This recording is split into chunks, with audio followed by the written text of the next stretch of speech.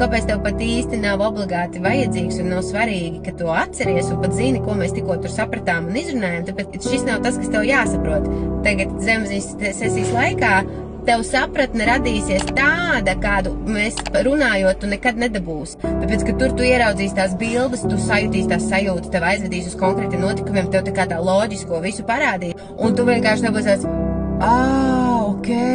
Un līdz ar to tev principā visu, ko tev vajag pēc tam atcerēties, ir tā atklāsme un tā sapratne, kas tev ir iznākot ārā no sesijas. Jo tur vienmēr ir tāda skaidra, tāda halleluja! Ja šī būtu vienkārši psihoterapijas vai psiholoģijas sesija, te arī mēs pabeigtu visu. Ja mēs izrunājām, ieraudzījām stratēģijas, ja baigi loģiski, visu, super, tu tur pieraksti, kas tev teikt jāvēro vai kas tev, kā un kā, un visu, un tagad, staigā mēģināšu to tik galā. Programma tad iekšā nav izstrādāta, viņi turpina tevi ranot.